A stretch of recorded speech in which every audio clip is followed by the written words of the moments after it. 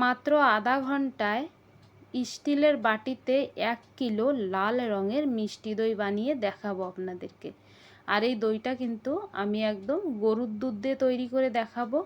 এই দইটা তৈরি করার জন্য কোনো বাজারের ফুল ফ্যাট ক্রিম দুধেরও দরকার পড়বে না।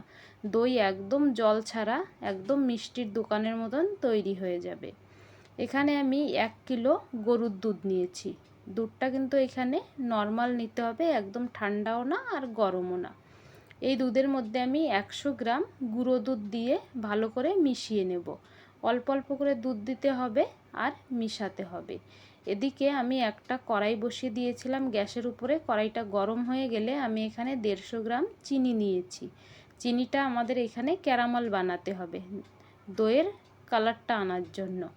এখানে কিন্তু ক্যারামেলটাকে একদম পুড়িয়ে ফেলা যাবে না। যখন সুন্দর একটা লাল কালার এসে যাবে তখন আমাদের এই দুধটা ক্যারামেলের মধ্যে দিয়ে দুধে ক্যারামেলটা ভালো করে মিশিয়ে নিতে হবে। তারপরে মাত্র 10 মিনিট হাই ফ্লেমে দুধটা আমাদের এইভাবে রান্না করে নিতে হবে। একদম নাড়িয়ে চাড়িয়ে দুধটা কিন্তু কড়াইতে রেখে দেওয়া যাবে না। একভাবে নাড়াচাড়ে দুধটা আমরা রান্না করে নিয়েছি। আর এখানে 150 গ্রাম টক দই জল ঝরিয়ে নিয়েছি, ভালো করে ফেটে নিয়েছি। তারপরে দুধটা যখন হালকা ঠান্ডা হয়ে গিয়েছে আঙুল ডোবানোর মতন, তখন এই দইয়ের মধ্যে দিয়ে ভালো করে এইভাবে মিশিয়ে নিতে হবে।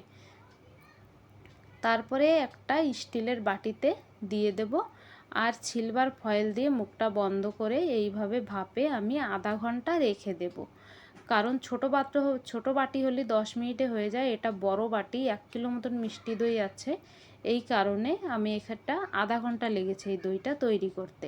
আধা ঘন্টা পরে দইটার গ্যাসটা বন্ধ করে আমি 1 ঘন্টা কড়ার মধ্যে রেখে দিয়েছিলাম। যখন একদম বাটিটা ঠান্ডা হয়ে গিয়েছে তখন আমি বাটিটাকে বের করে এবার ফ্রিজে রেখে দেবো আরও 1 ঘন্টা। আরও 1 ঘন্টা ফ্রিজে রেখে দেওয়ার পরে দেখুন বাটিটা বের করে নিয়েছি। দইটা কি সুন্দর জমে গিয়েছে।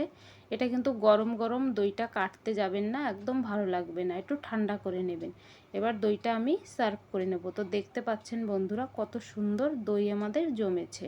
ভিডিওটি ভালো লাগলে ভিডিওটিকে লাইক, চ্যানেলটিকে সাবস্ক্রাইব করে নেবেন।